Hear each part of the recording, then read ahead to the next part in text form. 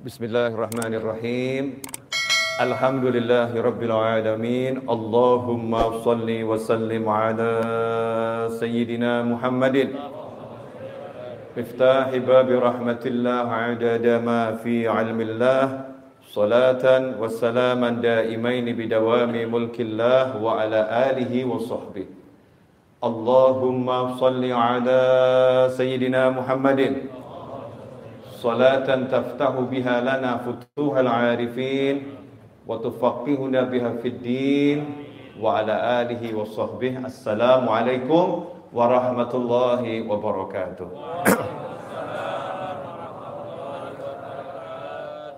Alhamdulillah, lagi-lagi Allah memberikan kita karunia untuk membersihkan dosa-dosa kita, mengangkat derajat kita, meningkatkan kedudukan kita dengan kita didudukkan di rumahnya, di majelisnya, bersama dengan hamba-hambanya.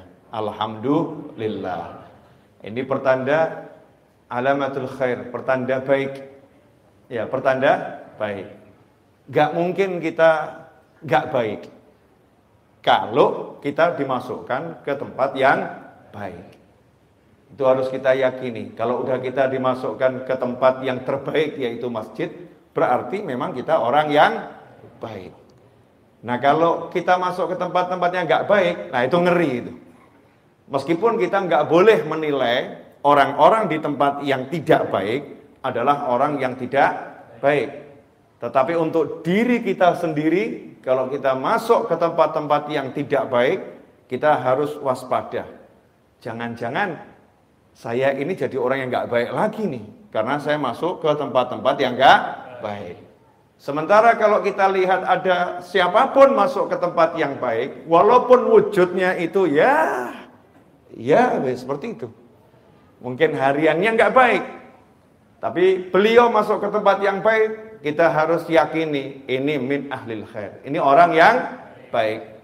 Kalau nggak baik, nggak mungkin diizinkan sama Allah Ta'ala untuk masuk ke dalam rumahnya Allah Subhanahu wa Ta'ala. Kalau bahasa saya begini, saya selektif siapa yang saya izinkan masuk ke rumah saya. Ada yang sampai di halaman, monggo. Tapi kalau mau masuk rumah, bukakan pintu, diajak duduk, lah ini nanti dulu. Kita selektif siapa orangnya ini. Ya siapa orangnya. Begitu pula juga dengan antum, betul atau betul? Selektif. Perkantoran bahkan ada security. Perumahan ada security yang tidak memenuhi standar. Ya. Mall bahkan sekarang security-nya tambah aturan. Nggak pakai aplikasi peduli lindungi, walaupun kamu modelnya seperti apapun, security akan mengatakan mohon maaf, ya aplikasinya dulu, atau mungkin ada surat-surat yang mendukung baru bisa masuk. Begitu pula dengan rumahnya Allah Subhanahu wa Ta'ala, kita harus yakin siapa yang udah dimasukkan Allah ke sini berarti orang yang sudah layak, ya orang yang punya kualitas. Ya, orang yang punya kemuliaan, terlepas kita nggak bisa melihat kemuliaannya, kita nggak bisa melihat kebaikannya, karena kebaikan antar individu yang satu dengan individu yang lain itu tidak sama. Ada pencuri, ada masuk masjid, baik nggak itu? Baik, mencurinya yang nggak baik. Ada koruptor masuk masjid, baik nggak? Baik, yang nggak baik apa? Mencurinya. Cuman namanya buat korupsi kan agak keren, korupsi ya. Ya sama-sama maling kan beda level. Beda level, sehingga namanya juga berubah. Ya, seperti itu. Ada orang ahli melihat yang haram masuk masjid, baik enggak? Baik, melihatnya yang haram yang enggak baik. Tapi kalau sampai kita yang punya banyak hal gak baik dimasukkan masjid, sadarlah berarti di diri kita ada minimal satu kebaikan yang menyebabkan Allah mengizinkan kita masuk ke dalam masjid. Itu harus di husnudzon, prasangka baik. Gak akan rugi orang yang berprasangka baik. Alhamdulillah. Ikhwani rahimakumullah, sahabatku dan pemirsa dimanapun antum berada, insya Allah 20 menit. Ya, insya Allah 20 menit. Jangan lihat saya pandangan gak enak. Ya, 20 menit itu kalau barokah ya insya Allah manfaatnya luar biasa. Buat yang ahli kuota, ngucapnya Alhamdulillah nih. Alhamdulillah. Hanya 20 menit. Hemat kuota itu. Mungkin buat yang di sini kok terlampau cepat 20 menit. 20 menit insya Allah kita udah masuk waktu Isya. Ya insya Allah masuk waktu Isya. Jadi 20 menit ini insya Allah berkah. Saya mau bicara tentang serahkan urusanmu kepada Allah. Serahkan urusanmu kepada Allah. Ini yang pengen saya sampaikan dan sebarluaskan beberapa hari ini. Terus saya ulang-ulangi meskipun judulnya berbeda, gayanya berbeda, tapi intinya sama. Ya intinya sama. Kali ini judulnya serahkan urusanmu kepada Allah. Kenapa ini saya angkat? Ya kenapa ini saya angkat untuk bulan ini atau mungkin bulan-bulan ke depan, tema ini akan saya hangatkan gitu. Serahkan urusanmu kepada Allah Subhanahu wa ta'ala. Karena ketika saya buka kolom khusus untuk bertanya, ya, kolom khusus untuk bertanya lewat pesan WhatsApp di nomor tertentu, itu pertanyaan yang masuk rata-rata pertanyaan orang, mohon maaf gitu, mentok. Pusing, banyak hutang bingung, suaminya nyebelin bingung, istrinya ngeruwetin bingung, anaknya nggak bisa diatur bingung, tetangganya reseh bingung. Ini bahasanya orang zaman sekarang gitu ya. Di kantor banyak masalah, bingung. Satu kata gitu, bingung cari solusi. Ya, bingung cari solusi. Ini yang terjadi di tengah-tengah masyarakat dan harus disolusikan. Kalau kita bilang kamu hadir majelis, jawabannya saya ini ahli majelis, Bib. Kalau kita bilang kamu baca istighfar yang banyak, udah kebanyakan, Bib. Masya Allah, udah kebanyakan, Bib. Kalau kita bilang kamu sholat hajat dan yang lain, udah saya jalankan, Bib. Kalau kita bilang kamu banyak baca surat Yasin, jangankan Yasin, Bib, khatmul Quran itu udah saya lakukan berkali-kali, tapi masih pusing, Bib. Ada enggak yang seperti ini? Ada kan ya? Nah, ini kan pertanyaan yang harus dijawab. Dalam sebuah hadis, ini sekarang tanggal berapa ini? Jumadil Akhir. Tanggal berapa? Besok sudah masuk 20, berarti sekarang tanggal 20, ya, 20 Jumadil Akhir. Kalau saya nggak salah nanti dicek lagi. Saya ini juga nggak hafal peristiwa-peristiwa. Nenek saya itu lahirnya tanggal 20 Jumadil Akhir. Kenal nenek saya? Kalau nggak kenal keterlaluan. Asli kalau nggak kenal keterlaluan. Nenek saya namanya Fatimah Az-Zahra, putranya Nabi Muhammad SAW, putrinya Nabi Muhammad SAW. Itu nenek saya. Ini tanggal 20 kalau saya nggak salah ya. Nah, kadang cucu kan juga salah tanggal, wajar tuh ya. Oh, cucunya juga nggak jelas. Cucunya nggak jelas. Itu nenek saya kalau nggak salah lahir 20 Jumadil Akhir. Malam ini bergeser ke maghrib kan sudah mulai tanggal 20 Jumadil Akhir. Maka saya akan mengenang wasiatnya Nabi Muhammad SAW untuk nenek saya, untuk putrinya tercinta Fatimah Az-Zahra radhiyallahu anha. Rasulullah mengatakan, ucapkan wahai Fatimah, baca doa ini. Ya Hayyu ya Qayyum bi rahmatika astaghith. Ya, wa min adzabika astajir, aslih li sya'ni kullahu wa la takilni ila nafsi tarfata ain. Walaupun riwayatnya beda-beda. Ada ya Hayyu ya Qayyum bi rahmatika astaghith, kemudian langsung aslih li sya'ni kullahu wa la takilni ila nafsi tarfata ain. Kalau diterjemahkan bebas, kalimat itu diperintahkan oleh Nabi Muhammad SAW kepada putrinya. Nah, ini menarik ya. Saya mau nanya sama bapak-bapak dan ibu-ibu, mohon maaf. Kapan terakhir kali kita panggil anak kita, putra atau putri kita, Kemudian kita ngomong begini, nak, jangan lupa ya, kalau habis sholat subuh sama habis sholat maghrib atau pagi sama sore, jangan lupa baca doa ini. Ini doa favoritnya ibu, ini doa favoritnya ayah. Baca doa ini, insya Allah kamu selamat dunia akhirat. Ayo dibaca, diapalin. Kapan terakhir kali bu? Kok wajah diem semua kenapa ini? Belum pernah? Belum pernah? Ya udah, jangan nanti malam deh. Besok ya, cari dulu doanya. Nah, bapak ibu apalin dulu, baru anaknya suruh ngapalin. Jangan nanti bilang, jangan lupa ya baca doa ini. Doanya apa? Sebentar, lihat Google dulu. Sebentar, jangan gitu. Kita hafalkan dulu doa-doa yang bisa kita wasiatkan untuk putra-putri kita. Karena hadiah terbaik seorang mukmin kepada mukmin yang lain adalah ilmu, adalah doa. Maka hadiah terbaik kepada anak adalah bekali ilmu akhirat. Kasih dia amalan, kasih dia zikir, kasih dia doa. Itu akan jadi bekal yang abadi selama-lamanya. Dan itu dilakukan oleh Nabi Muhammad SAW meskipun beliau pembuka. Surga nggak akan bisa dimasukin siapapun kalau belum dimasukin oleh Nabi Muhammad SAW. Meskipun yang punya kuncinya adalah Nabi Muhammad SAW, tapi Rasul rajin ngomong pada keluarganya, baca ini, baca ini, baca ini, amalkan ini, amalkan ini, amalkan ini. Sementara kita nggak punya pembuka kuncinya surga kecuali nunut Nabi Muhammad SAW. Kita yang ada sama anak, jangan lupa sarapan, jangan lupa makan siang, jangan lupa mandi, jangan lupa gosok gigi, jangan lupa bersihkan tempat tidur, jangan lupa olahraga, jangan lupa, tapi kurang muncul, jangan lupa baca doa ini, jangan lupa baca doa ini, jangan lupa baca doa ini, itu hampir tidak muncul dari lisan kita.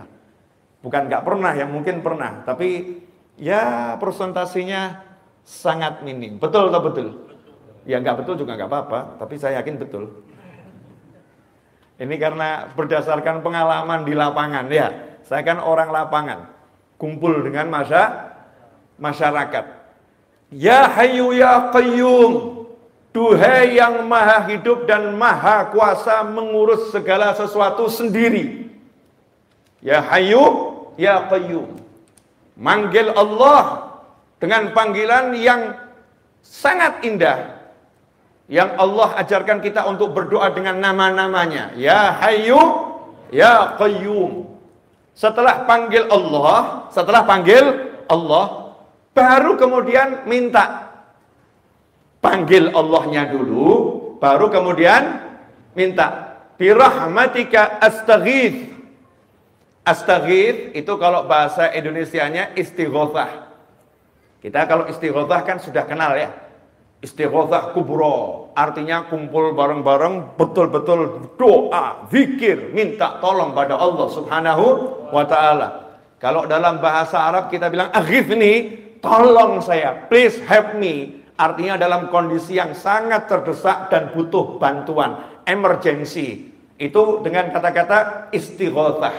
Ghauth, ya, aghithni, ini emergency. Kalau nggak emergency, nggak terlalu darurat, biasanya ini gitu ya. Lebih itu nanti-nanti masih nggak jadi masalah, nggak langsung. Tapi kalau udah akhir nih, orangnya udah mau tenggelam, tangannya sudah dikeluarin, ya cuman tangan yang kelihatan, tolong saya, tolong saya. Nah, ini kalimatnya akhir nih. Rasul mengajarkan, ya Hayyu ya Qayyum birahmatika astaghith. Duhai Allah yang maha hidup dan maha kuasa mengurus segalanya sendiri, aku minta tolong kepadamu membawa kasih sayangmu. Jadi demi kasih sayangmu ya Allah, demi engkau maha pengasih, engkau maha penyayang, engkau rahmatmu mendahului amarahmu, rahmatmu meredam amarahmu. Demi semua itu ya Allah, tolong saya. Jangan lihat diri saya banyak dosa, jangan lihat diri saya nggak layak. Memang saya nggak layak. Saya banyak dosa, memang saya banyak dosa. Tapi ini saya minta tolong dengan engkau kedepankan kasih sayangmu ya Rabb. Tunjukkan kasih sayangmu, tolong saya. Birahmatika astaghith. Nah kemudian, wala takilni ila nafsi tarfata ain. Sedetik pun jangan biarkan aku ngurus diriku sendiri. Jangan serahkan urusan itu untuk kuurus sendiri sedetik pun. Jadi minta setiap saat urusannya diurus sama Allah Subhanahu wa ta'ala. Jangan biarkan sedetik pun aku ngurus sendiri. Engkau yang ngurus ya Rabb, engkau yang bereskan ya Allah. Nah, insya Allah 7 menit kita akan bahas ini. Karena saya sudah bicara 15 menit. Gak terasa 15 menit. Terlampau cepat ya, ternyata 15 menit. Terasa enggak 15 menit? Enggak, ya inilah wali-wali itu Masya Allah. Ya jelas loh, diajak ngomong begini, ya 15 menit tidak terasa. Biasanya yang gak terasa kan yang nonton drama-drama itu. Oh kok udah habis gitu kan. Alhamdulillah kalau antum udah bisa memenangkan persaingan. Pengajian kok rasanya 15 menit tidak terasa. Lanjut dikit lagi, boleh? Ya. Ini intinya ilmu di sini. Intinya ilmu yang mau saya sampaikan. Tapi tolong kita ngobrol santai ya, dijawab sejujur-jujurnya.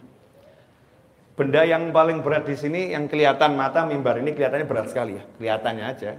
Belum tentu berat juga kan ya. Kadang-kadang kita kan tertipu sama penampakan ya. Kelihatannya berat, tapi memang ini dari kayu berat. Kalau ada bocah anak saya, ya umurnya 8 tahun, atau anak antum umurnya 7 tahun. Kemudian kita perintahkan sang anak, tolong nih mimbarnya kamu angkat nak. Mimbarnya kamu angkat nak. Tolong mimbarnya diangkat. Anak tadi kan sadar diri ya. Ayah, saya nggak kuat ngangkat mimbar itu. Ayah kan sayang sama saya. Tolong ayah, demi sayangku, demi sayangmu padaku, demi sayangmu padaku, jangan biarkan aku ngangkat mimbar ini sendirian. Jangan pasrahkan ini padaku ya ayah, wahai ayah. Tolong ayah panggilkan itu mas-mas yang membantu di rumah sini, 5 orang, biar mereka yang ngangkat. Aku saja yang melihat, mereka yang ngangkat. Boleh nggak anak ibu, anak bapak ngomong begitu? Boleh kan? Kenapa boleh ngomong seperti itu? Karena percaya ayahnya sayang. Karena percaya ayahnya sayang. Yang pertama itu. Yang kedua, percaya ayahnya punya wewenang untuk memerintahkan karyawan-karyawan yang bekerja dengan ayahnya di rumah itu. Betul atau betul? Sehingga ketika anak percaya ayahnya punya kuasa terhadap karyawan untuk memerintahkan karyawan, anak yang pandai cukup minta tolong pada ayahnya, please ayah, pakai karyawanmu untuk membantu aku melaksanakan perintahmu, membereskan apa yang engkau bebankan kepadaku. Betul atau betul? Maka ayah tadi begitu disinggung, ayah kan sayang sama aku. Jawabannya, of course, tentu. Yang paling sayang sama kamu ya aku, bapakmu, bukan bapaknya orang lain. Maka ayahnya ngomong, nih kan kutunjukkan sayangku padamu. Fulan. Panggil bukan cuma 5 orang, 10 orang. Angkat ini. Pindahkan ke sana. Dengan bangga, sang ayah menunjukkan pada anak. Betul atau betul? Oke, hidup itu sesimpel itu. Hidup itu sesimpel itu. Cuman nih ada yang namanya divisi anti doa yang dibuat oleh setan. Jadi setan tuh punya divisi khusus namanya divisi anti doa. Nih setan tuh kan ada ya, divisi rumah tangga ada sendiri. Ya, divisi mabuk ada sendiri. Divisi zina ada sendiri. Tapi setan punya divisi anti doa. Yang memasukkan ke kepala umat Nabi Muhammad SAW agar tidak berdoa. Atau kalau berdoa, jangan sampai mempercayai doa. Oke, saya mau nanya nih sekarang.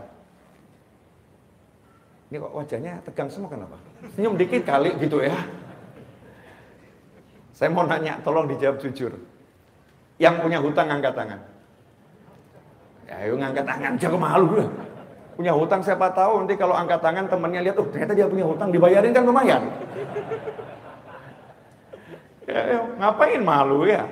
Punya hutang, iya masing-masing kan punya hutang. Itu kalau yang tinggal di perumahan, itu kan bayarnya PDAM belakangan toh ya. pakai duluan, bayar belakangan. Betul tuh, betul tuh. Iya seperti itu. Di negara PDAM kita pakai dulu, bayarnya belakangan. Listrik yang nggak pakai token, listrik yang nggak pakai token, pakai dulu, bayarnya belakangan. Berarti hutang atau nggak hutang itu? Hutang. Beli mobil ngangsur, tuh hutang nggak tuh? Hutang, pakai dulu, bayarnya belakangan. Jadi ya saya yakin nih 99,99999% punya hutang. Di antara orang yang berhutang, ada yang pusing. Pertanyaan saya, banyak atau ada? Nah, ini pelaku mulai ngaku. Banyak yang pusing. Pusing kenapa? Mau bayar hutang, nggak punya sesuatu yang digunakan untuk bayar hutang. Betul? Oke. Saat itu seharusnya kita akan cari solusi. Betul? Solusi agar hutang saya bisa terlunaskan. Benar? Nah, biasanya yang dipikir apa? Duit. Nah, kalau duit mulai lihat kalungnya istri masih ada enggak ya? Ini kalung nyonya bisa dijual. Ternyata udah enggak ada yang bisa dijual. Mulai lihat temennya, siapa yang bisa dihutangin? Ternyata masih punya hutang sama semua temennya, belum ada yang dibayar. Mentok, sumber penghasilan zero. Sementara hutangnya banyak. Pusing atau enggak pusing? Pusing. Ini wajar nih manusia, pusing. Karena pola berpikirnya memang salah. Pola berpikirnya salah, jadinya pusing.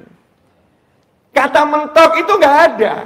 Untuk mukmin itu nggak ada judul mentok, nggak ada. Jalan buntu nggak ada. Mentok itu hanya satu, akhirat.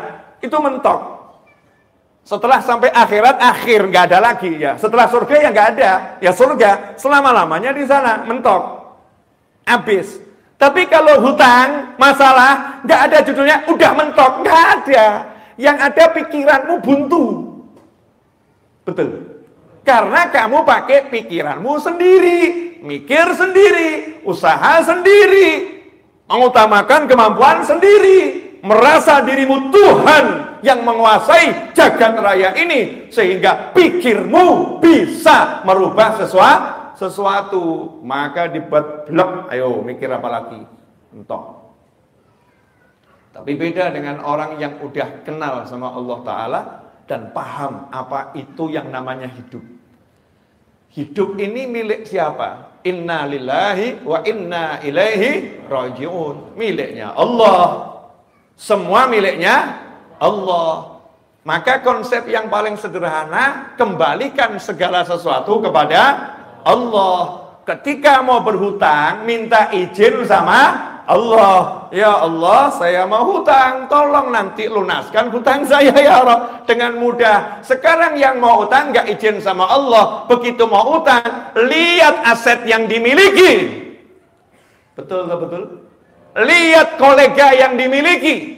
Lihat teman-teman yang bisa dihutangi nanti kalau kepepet. Lupa kalau yang maha kaya adalah Allah Subhanahu wa ta'ala. Langkah awal ketika berusaha sudah salah karena menyandarkan semua usahanya kepada makhluk, kepada ciptaan yang lemah, bukan kepada maha pencipta, yaitu Allah Ta'ala. Qul huwallahu ahad, Allahus samad.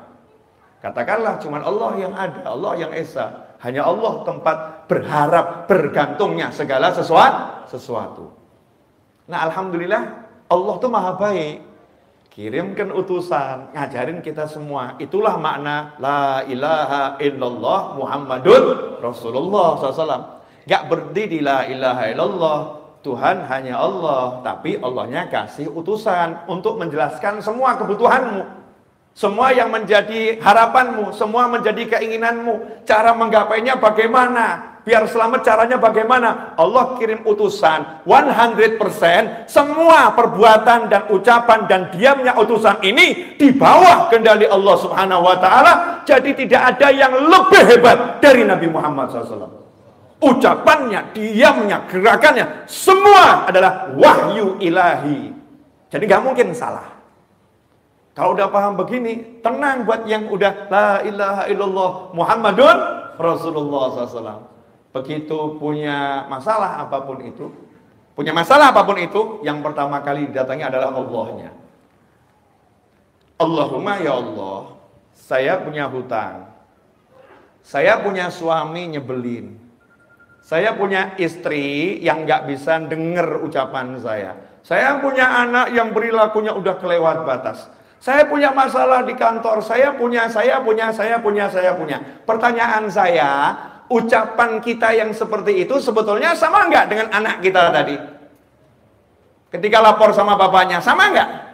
Sama. Saya percaya Tuhan saya dan Tuhannya segala sesuatu, la ilaha illallah, maha kuasa, maha bisa, dan aku tak bisa apa-apa. Maka saya serahkan sama Allah. Saya nggak bisa ya Allah.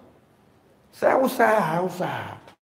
Seperti yang kau perintahkan, saya akan terus berusaha. Tapi jujur saya nggak bisa apa-apa. Makanya saya minta tolong sama kamu ya Allah. Tolong ya Allah, bla bla bla bla bla bla bla bla. Sekarang saya mau nanya, semua yang di jagat raya itu dalam genggaman siapa? Allah. Genggamannya Allah Ta'ala. Dan Allahnya udah bilang, Udu'uni astajib lakum. Panggil aku akan jawab panggilanmu. Makanya doa tadi pertama kali, Ya Hayyu Ya Qayyum. Kalau kita berdoa, Allahumma Rabbi inni Ya Rabbana. Manggil Allahnya dulu. Allah. Nggak ada doa ucuk-ucuk.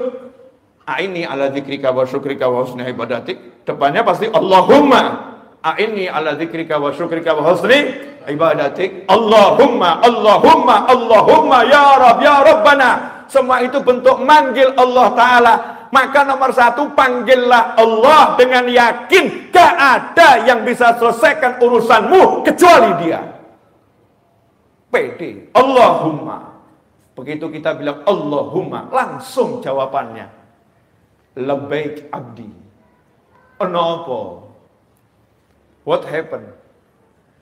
Apa yang terjadi? Apa yang kamu butuhkan? Apa yang kamu inginkan? Kamu butuh apa? Kita jawab bla bla bla bla bla bla bla. Allah bilang astajib lakum. Jangan khawatir. Semua permintaanmu, permohonanmu aku jawab. Aku jawab. Anak tadi ngomong sama ayahnya, ayah perintahkan mas itu. Bapaknya ngomong, oke nak, deal, selesai. Anak tadi yang nyantai aja, udah masalah udah diurus sama ayah. Dia nggak akan nanya berkali-kali, ayah masnya udah dipanggil belum ayah? Ayah nih masnya kok nggak kelihatan, mana sih ayah? Ayah bisa nggak sih manggil mas tadi itu? Bisa nggak sih ayah? Nggak nanya, karena apa? Percaya sama ayahnya. Nah, sementara kita ngakunya percaya sama Allah, nanya melulu, kabul enggak ya? Kok belum ada tanda-tanda pengabulan ya? Terwujud enggak ya? Jalannya hidup dengan mikirin kabul enggak? Karena enggak percaya, ya Allah tolak urusan diri. Kamu enggak percaya sama aku.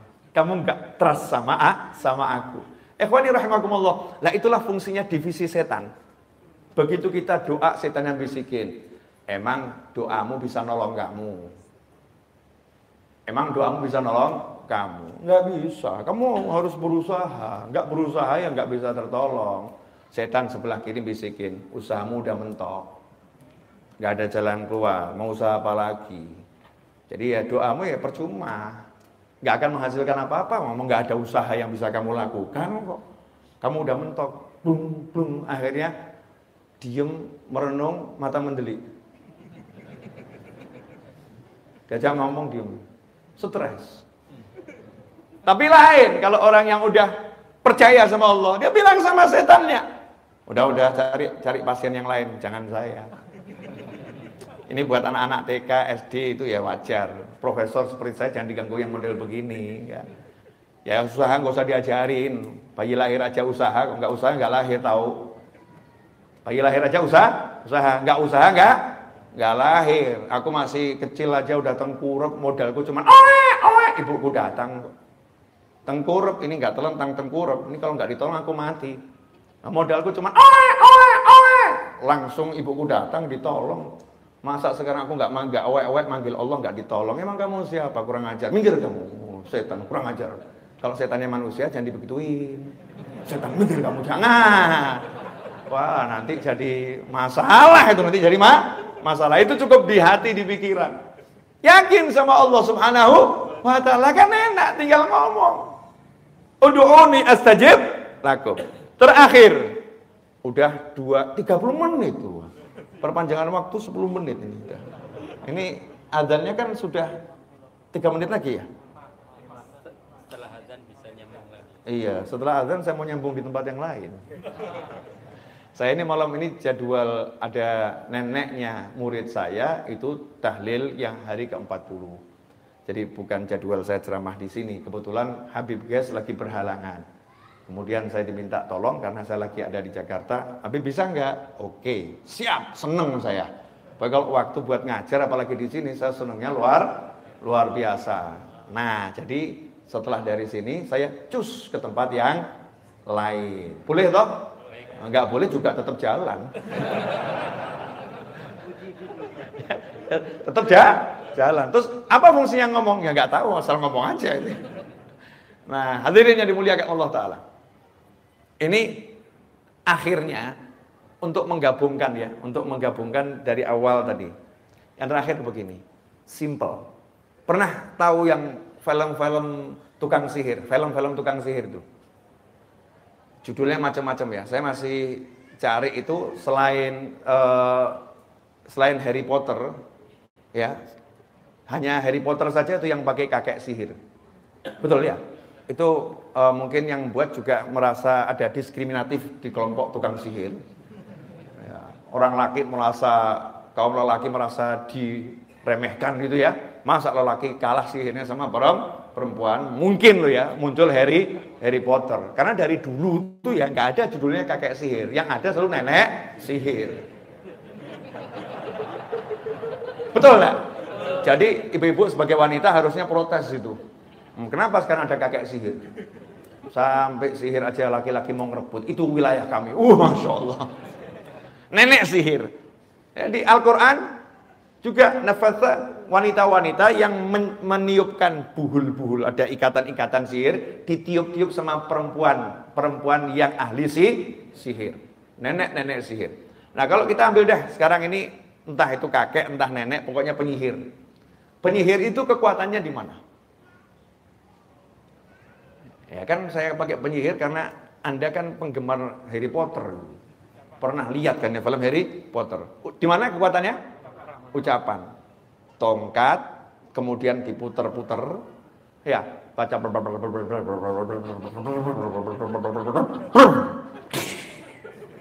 Betul?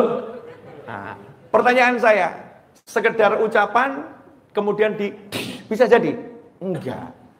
Ternyata ucapan harus dengan konsentrasi, percaya kalau ucapan itu akan membuahkan hasil. Betul? Kodok, bus jadi kodok. Kaget. Jadi percaya pada ucapan. Ucapannya ada, percayanya ada. Ucapannya, mantranya ada, yakinnya ada. Maka jadi. Betul begitu? Ya, itu penyihir. Masa muslim pakai ilmunya tukang sihir? Kan enggak. Nabi Muhammad SAW mengingatkan ilmunya anbiya wal mursalin, auliya wal sholin, semuanya dari zaman Nabi Adam sampai kapanpun. Kekuatannya itu kalau penyihir ada mantra, kita merapal doa. Merapal doa. Kekuatannya adalah di kalimat-kalimat doa. Kalimat-kalimat doa. Makanya muncul sabda Nabi Muhammad SAW, ad-doa silahul mu'min. Doa itu senjatanya mukmin. Sementara sekarang mukmin udah diajarkan meninggalkan doa. Kalau mukmin udah meninggalkan doa, maka kekuatannya mukmin akan runtuh. Maka seharusnya yang kita munculkan sekarang percaya pada kekuatan doa. Karena Rasul bersabda, ud'ullah, kama qala sallallahu, berdoalah kepada Allah wa antum, sementara kalian mustaiqinun, percaya 100%, totalitas percaya pasti terwujud bil ijabah. pasti diwujudkan sama Allah Subhanahu wa ta'ala. Percaya doanya qabul, itu syarat orang yang berdoa. Nah kalau udah doa pesimis, qabul enggak ya, qabul enggak ya. Seperti penyihir yang belajar nyihir, mantranya hafal tapi enggak jadi-jadi ya. Kenapa? Kurang percaya saja. Kamu kasih percaya sedikit, jadi percaya. Nah, kalau kita mau hasil semua yang kita minta sama Allah Ta'ala, Allah cuma minta kita satu, trust me, percayai aku. Maka minta dengan yakin, dengan percaya, Allah Maha Kuasa untuk mewujudkan apapun keinginanmu.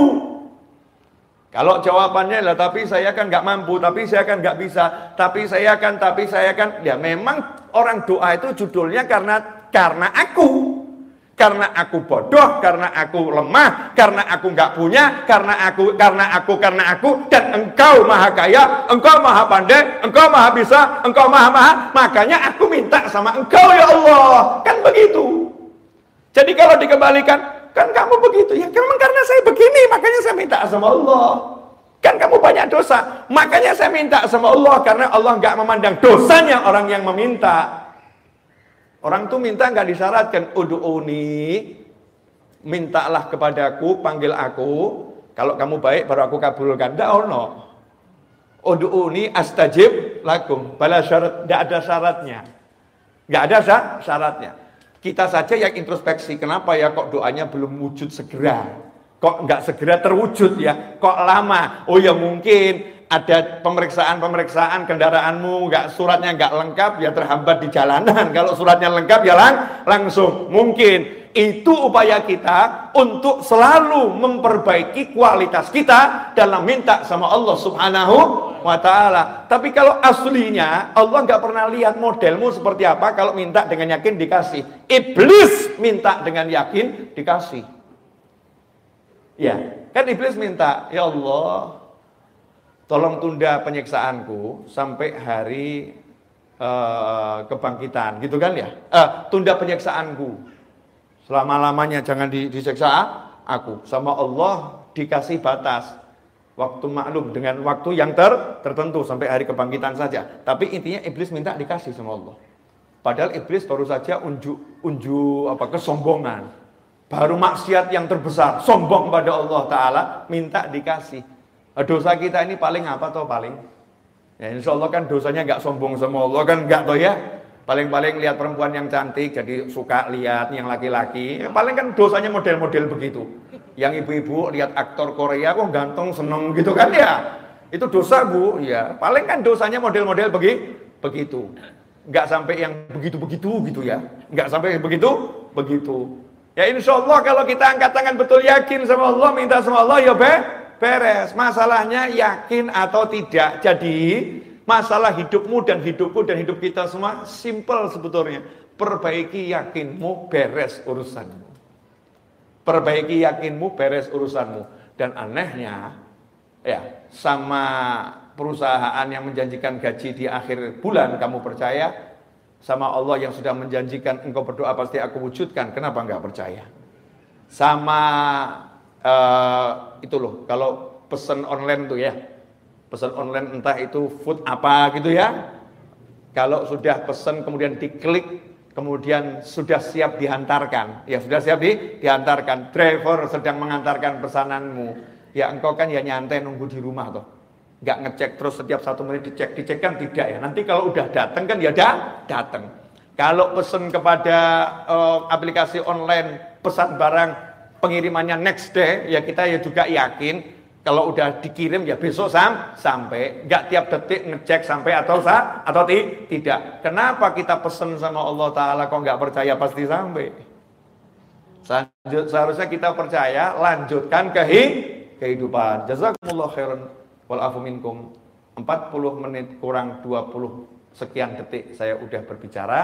Mudah-mudahan yang singkat ini meskipun mengecewakan, membahagiakan. Wajahnya udah enak semua gini ya.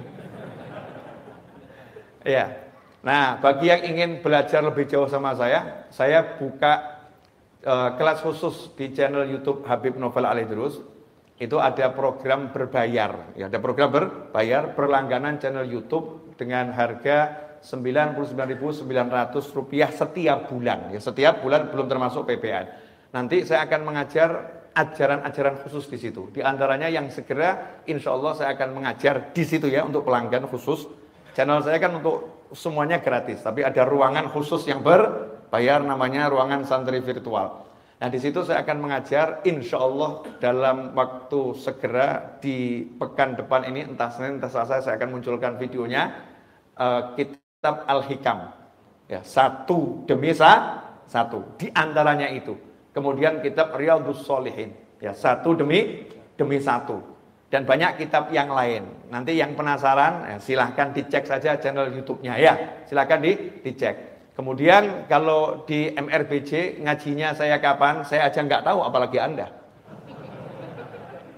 Gitu ya, pokoknya tiba-tiba ada share ya hadir. Ada share hadir, kalau ada waktu luang hadir. Saya kalau lagi ngajar dimanapun, insya Allah saya live streamingkan. Jadi bisa lihat dari channel YouTube saya. Kita bisa terus belajar dimanapun kita berada. Pesan saya sebelum mengakhiri kajian di malam hari ini, jangan kita sibuk mengomentari orang lain, sibuklah mengomentari diri sendiri. Jangan pernah mengomentari hal-hal yang nggak perlu dikomentari. Tapi nggak mengomentari sholat anak kita yang belum beres, sholat pasangan hidup kita yang belum beres, sholat pembantu rumah tangga ART kita yang belum beres. Sibuklah memikirkan rumahmu agar selamat bangsamu. Jangan sibuk memikirkan rumah orang lain dan rumahmu tak pernah kamu perbaiki. Roboh bangunan yang ada di negeri ini. Paham maksud saya ya? Jadi fokus perbaiki diri sendiri dan kembalilah cari ilmu. Insya Allah akan jadi barokah dan manfaat. Wal afu minkum. Wassallallahu ala sayyidina Muhammadin wa alihi wasallam. Walhamdulillahi rabbil alamin. Wassalamualaikum warahmatullahi wabarakatuh.